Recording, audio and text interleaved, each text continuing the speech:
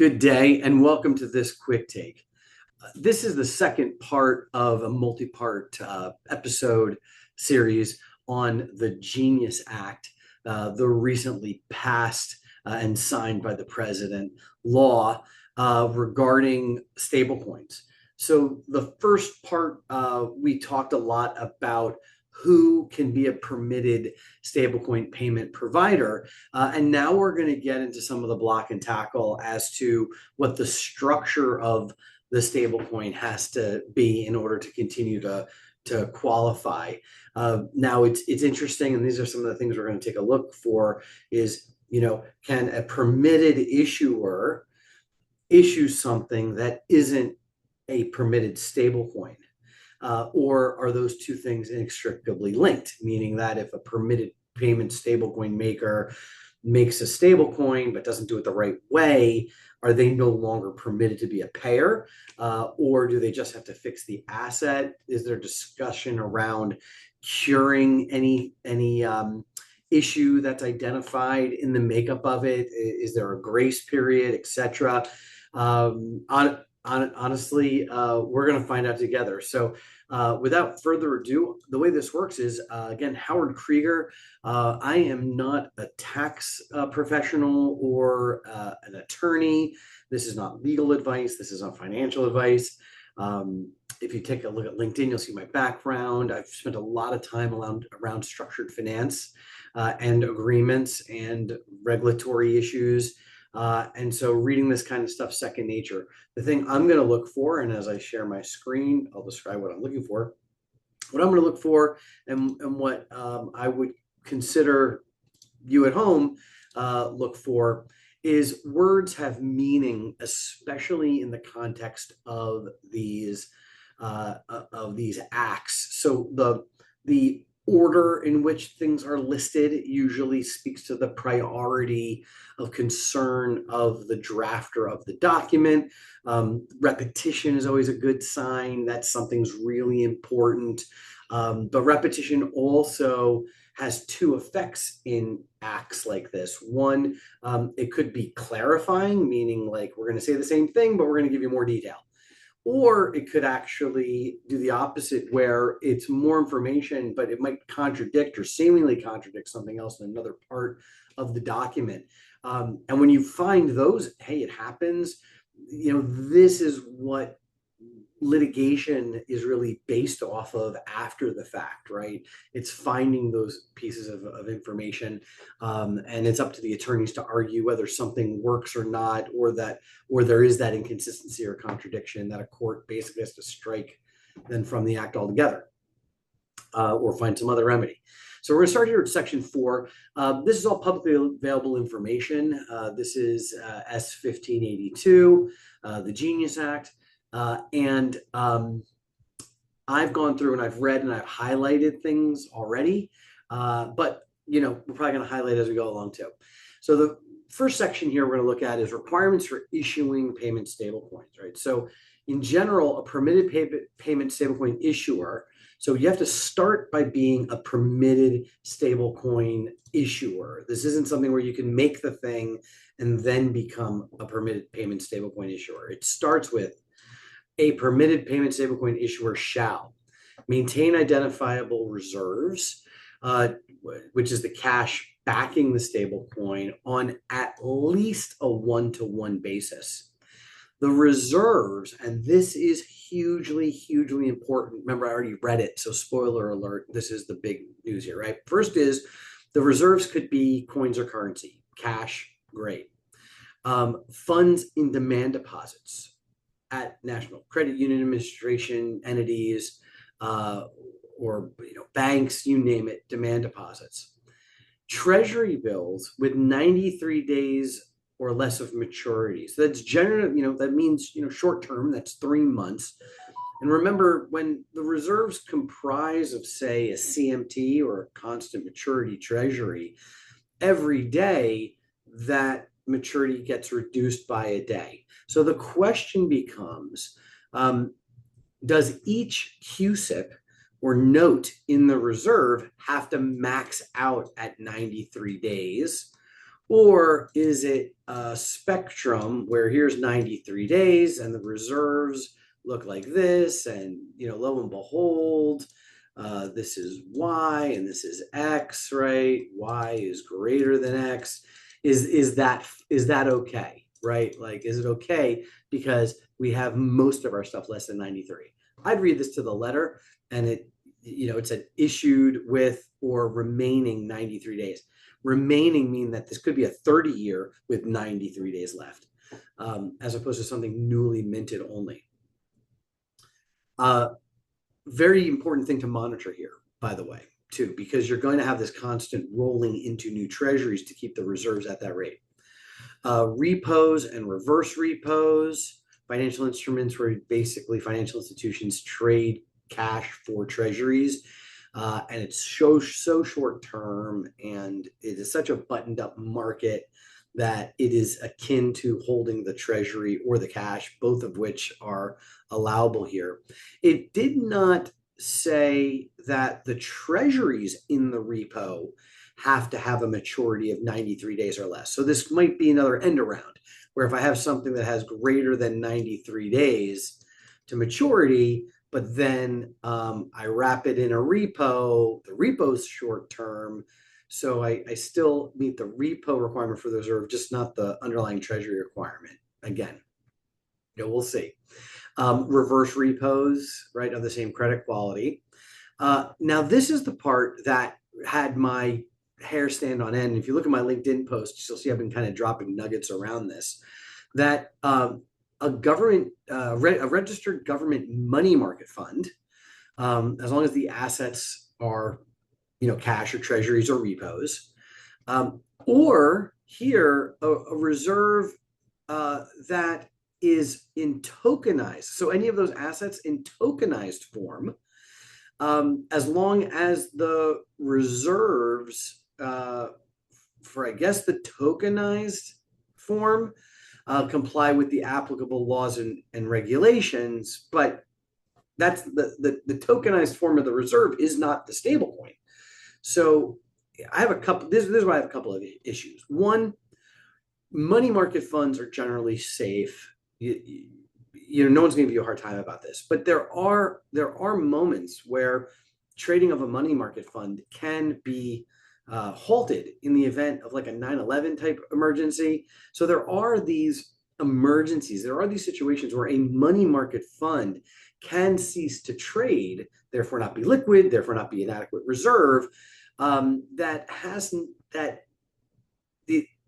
the occurrence of that stoppage may have nothing at all to do with that money market fund acting as a reserve for the stable coin. So you can have these unrelated events where the money market fund essentially gets gummed up and therefore is not really an adequate reserve for the token. Now that's going to be rarer based on my understanding of how money market funds are structured and work, but they're certainly not insured and backed by the full faith and credit of the United States.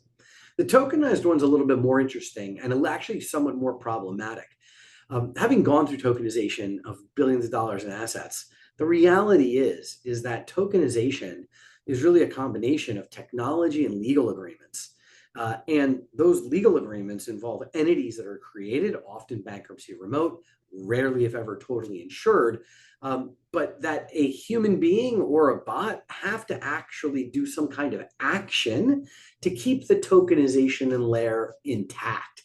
And so the concern that I have here is that if you own a tokenized treasury, what does that mean? If the government has issued a tokenized treasury, then I've seen and read and researched how that could be, a no counterparty risk tokenized form. But if the tokenized form is, hey, Bob is going to go buy treasuries in his company and issue equity, and since the treasury is the asset, you're 1-to-1, and so you're fine. What happens if Bob goes away? So the tokenized form here, problematic because, again, I don't think tokenized has been fully vetted and determined as to what that actually means. And two, if it means what people are talking about now from a tokenized form of the asset, then there's going to be counterparty risk. And that's not good because you're looking at what could cause the run if there is ever a run right there. Okay, just again, my 2 cents, not a lawyer. The issuer has to publicly disclose the redemption policy for it, right? Clear and conspicuous procedures, clearly show how people can get back to fiat from their payment stablecoin. And also the amount and composition of the reserves, as well as the geographic location of custody of each of the instruments. That's interesting too, right? So here Congress is saying, look, I think this is what they're saying. They want you to custody everything in the United States. So it's not good enough for you to hold just cash and treasuries and maybe these tokenized forms, in East Jabib. They want you to have those things under custody where people feel safe about their custody. So it doesn't say it has to be custodied in the United States, but if you're disclosing the location, clearly that's going to raise either green, yellow, or red flags. The reserves cannot be pledged or hypothecated except to satisfy margin obligations of the payment stablecoin. So it's a little risky, but I'm sure that the clauses where the payment stablecoin issuer can take on a reserve are really buttoned down, so that it can't just be they're taking these treasuries and they're margining into something super risky like McDonald's stock, and they need to pledge that reserve collateral by McDonald's stock or something. It's not going to be that at all, but it does mean that the reserve can have priority to someone other than the payment stablecoin holder. If they can also use reserves to satisfy obligations associated with standard custodial services. So custodians should be charging a couple of basis points, a fraction of a percent, because of the nature of the collateral here. It's really, treasuries is nothing that really complex or complicated to custody, but they can use their reserves to pay for it, which is interesting, because I can tell you right now, when we talked about the tokenized forms of those securities, you have a number of costs that go into the tokenization of a security. This is silent on whether or not, and I think that's true, right? Yeah, it's silent on whether you can use the reserves to pay for other services beyond custody related to it. I would say no, because it doesn't say. And it also specifically points out that you can use the money for standard custodial services. Last, creating liquidity to meet reasonable expectations to redeem payment stablecoins.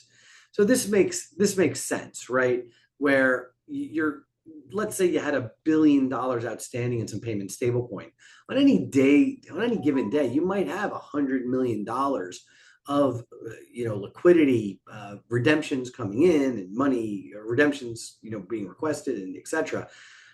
So some amount of cash on hand has to be available. Like the reserves have to be available to handle the redemptions. Otherwise, what's the point of the reserves? Okay, monthly certification, right? So this is the other thing too, right? It didn't say anywhere in there that the reserves can be used to pay for the monthly certification. Now, here's the thing. These permitted payment stablecoin issuers are not going broke. Remember, they're taking that cash and they're putting the majority of it in treasuries that at 93 days are issuing, I want to say, around 3% in this market, and they don't have to pay that out. In fact, they can't pay any of it out. So they're being compelled to take this profit. They can afford all these expenses out of what they're earning. And the fact that Congress kind of gave them a bone to use the reserves to pay off custody just kind of lines their pocket in a way that they didn't need to be lined, right? Like custody of the asset is just kind of should be a standard operating procedure, just like hiring a bona fide public accounting firm to do these monthly disclosures. So the CEO and CFO of this issuer will submit certification as to the accuracy of the report. So very kind of like Sarbanes-Oxley, right? Like they're taking responsibility for it to their regulator. And there are penalties if they are off in terms of if they falsify it or if the reserves are not sufficient. Capital requirements applicable to permitted payment stable issuers that do not exceed requirements that are sufficient to ensure the ongoing operations. Very good. So, and then here, if there's a capital buffer needed, so the regulator can look at the payment coin issuer and say, you need to have additional capital as a buffer against, inadequate reserve. They can force it, and the standards by which they will do that are not clear. They do further in this document talk about like how rules are going to be created that are more detailed, that do speak to how the regulator could, basically lock a payment stablecoin issuer. That's the other challenge too, is that once the stablecoin is out there, then you now have the situation of if a regulator comes down on it saying like, hey, you know what, the reserves weren't quite adequate, so you can't use this anymore as a payment stablecoin. You're gonna have a flood of redemptions. You're gonna have a run on the stablecoin as if the stablecoin was like a non-lending bank. Rule of construction, right? So nothing shall be construed to limit the authority of regulators. Any sort of legislation in place that talks to the safety and soundness of the banking and payment system must be adhered to.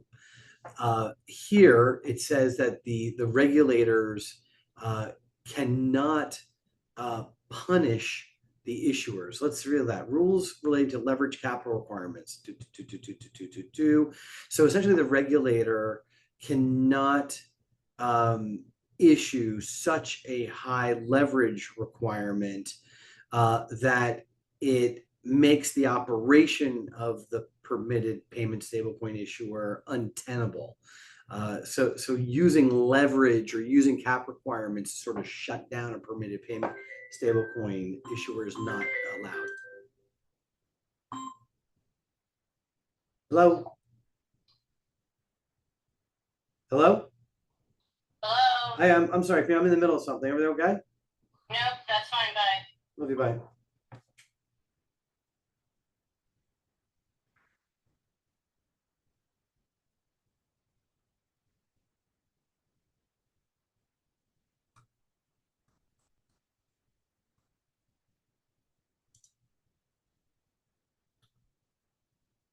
The regulators can't use leverage as a means to punish the stablecoin issuer by making the product untenable for them. They have to use other means in order to enforce adherence to these requirements.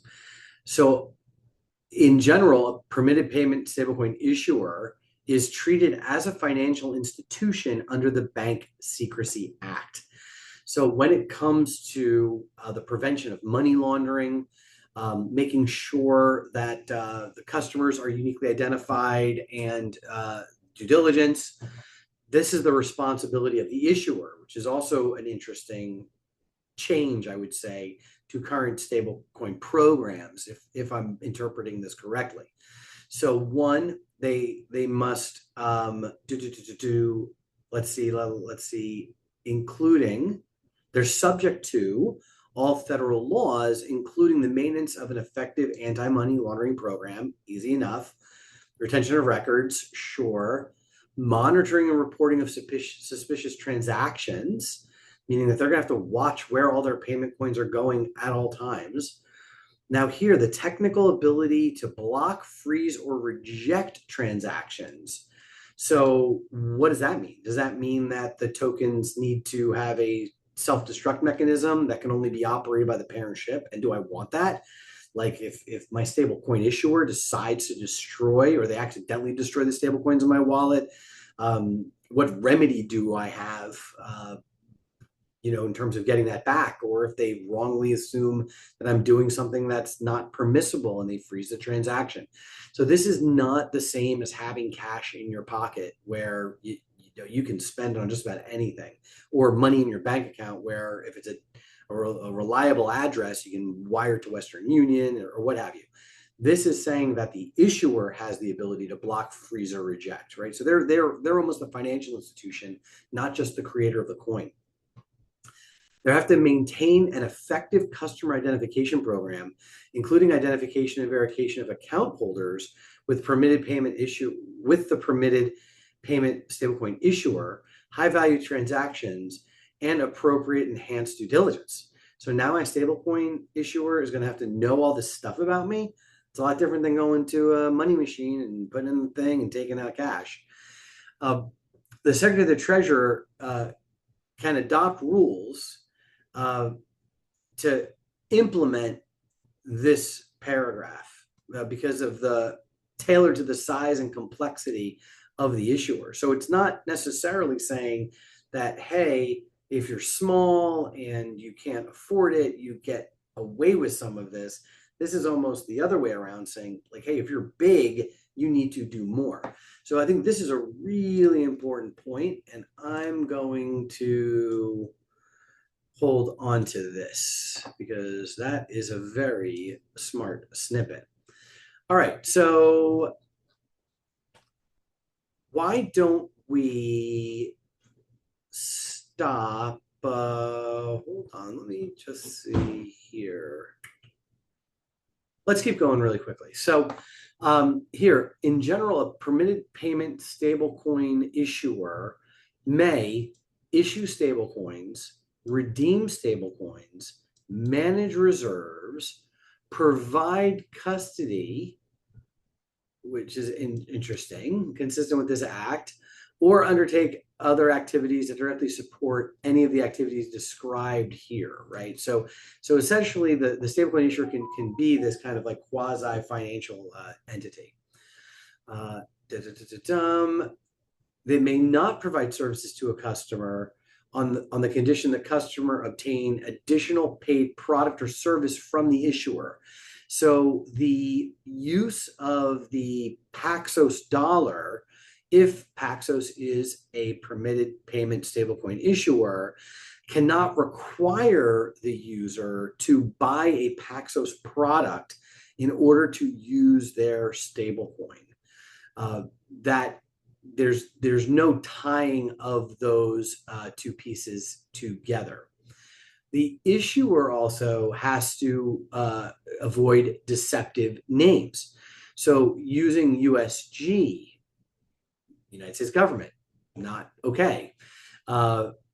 Market a stablecoin in a way that a person would perceive it to be cash or issued by the US government or even guaranteed and approved by the US government. So the government here is not taking ownership of stablecoins. They're actually saying, look, you want to issue a stablecoin, that's great, but you're going to do everything you can to avoid what would be deceptive advertising or potentially deceptive advertising. Okay. If it is a direct peg, such as using the term USD, that's not prohibitive. And I think a lot of that is kind of backwards, like genie back in the bottle, because USD coins already exist, USDC, right? All that jazz. Audits and financial reports. They're going to prepare annual audits with the reserves using registered public accounting firms. And the standards are going to be the standards that were created for public companies. So you could be a private payment stablecoin issuer, but then the actual audit requirements put you in almost a public type company standard, which is not great. It's expensive. It's much more detailed. Who knows if there's leakage, meaning like, do you have a situation where the PCAOB audit over the reserves, right? The reserves are falling under an audit to the PCAOB standard, but now the rest of the entity Is that a private company? I think not. I think that it says here, that the audit shall be conducted by PCAOB, the standards, PCAOB standards, which means the entire issuer is now signing itself up for a much more diligent audit, which is great for the consumer, but it's costly and time consuming. Now, we just said, look, and here it is, prohibition on charging interest, right? Like non-permitted, no permitted payment stablecoin issuer shall pay the holder any form of interest, any form whatsoever. So at 3% market, they're keeping that. Can they operate the business with that as the sole revenue stream? Probably, but go back 7 years, pre-pandemic, right? Rates in the single digits. Can you maintain a multi-billion-dollar entity where you can't force your customers to buy other products, and you have to operate this massive financial infrastructure using really only the revenue you have, because the reserves can only be used for that one custody piece, but everything else has to come out of that money you're earning in interest. And if 90-day rates, because that's the max you can have, so call it 45-day rates, if 45-day rates fall below a percentage, can you really run a business safely with that kind of margin? I'm unsure. So I'm going to stop there for sure, because we covered a lot of ground. I want to thank you all for taking your time for listening to this part, and come on, just roll right into the next one. We won't be going through all 48 pages, but there's certainly a lot of information left to cover. Want to thank you all for your time today. If you like this content, be sure to like and subscribe to this channel. And until next time, have a great day.